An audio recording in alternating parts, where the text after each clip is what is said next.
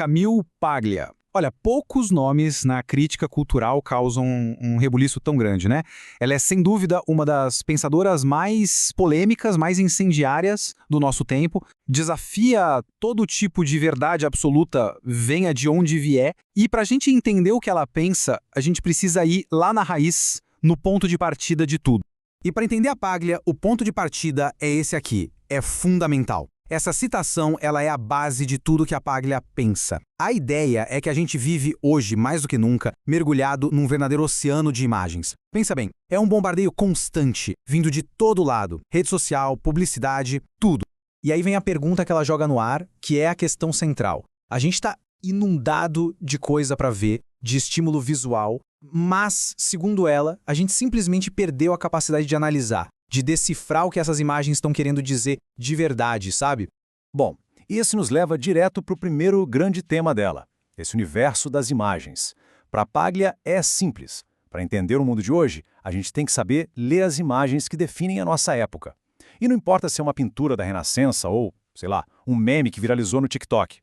E a crítica dela vai direto na jugular da educação moderna. A Paglia está convencida de que as universidades simplesmente não preparam a galera mais jovem para navegar nesse mar de imagens da cultura pop. Ela diz que, em vez de ensinar a ver de verdade, a apreciar a arte, o que se ensina hoje é a desconfiar de tudo, a reduzir qualquer obra a um joguinho de poder e ideologia e só. E é justamente por causa dessa falha da academia em levar a cultura de massa a sério que a gente chega na abordagem talvez mais radical dela. A ideia de que não existe essa barreira entre o que a gente chama de alta cultura e baixa cultura. Olha, isso aqui é um exemplo perfeito de como ela pensa. Para Paglia, não tem diferença. A Acrópole lá em Atenas, uma escultura do Donatello, isso tem que ser estudado com a mesmíssima seriedade que um filme de Hollywood ou uma música de rock. Porque para ela, essas coisas mais comerciais são expressões autênticas da nossa cultura. Elas estão cheias de poder, cheias de significado. O ponto central é esse, então. Para ela, não é uma questão de valor, tipo, uma coisa ser melhor que a outra, é uma questão de forma. E, claro, essa maneira de pensar coloca ela batendo de frente com a crítica acadêmica mais tradicional, né? Aquela que geralmente olha para a cultura popular e, descarta como algo superficial, que nem vale a pena estudar a fundo. Ok, então, partindo dessa visão sobre cultura, a gente mergulha agora no que é, sem dúvida, o núcleo mais filosófico e, com certeza, o mais polêmico do trabalho dela. As teorias sobre natureza, biologia e o poder primitivo, primordial do sexo. A Paglia defende que a civilização é só uma casquinha bem fina, sabe? Uma camada construída em cima de forças caóticas, primitivas, que ela chama de forças paganas. E o que são essas forças? São as energias da natureza, do sexo, que não têm moral, são perigosas e, na visão dela, não dá para controlar completamente com lei ou com, sei lá, engenharia social. E essa frase, nossa, é talvez uma das coisas mais diretas e, para muita gente, chocantes que ela já disse.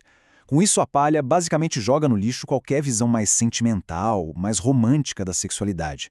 Para ela, sexo não é só sobre carinho e comunicação.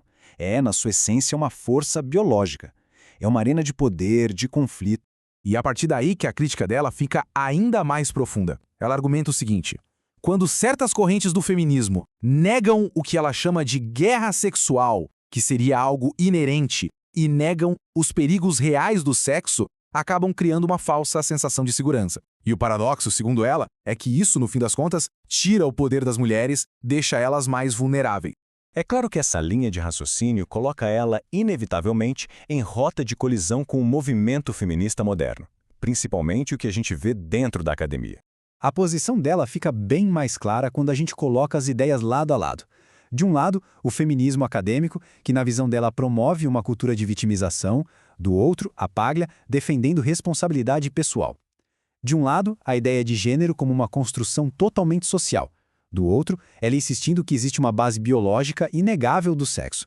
E, finalmente, onde existe um discurso que ela acha puritano, até meio histérico sobre os riscos, ela vem e diz: olha, liberdade de verdade só existe quando se aceita o risco. E como é bem o estilo dela, ela não economiza nas palavras, né? Essa frase aqui mostra bem o seu jeito deliberadamente provocador.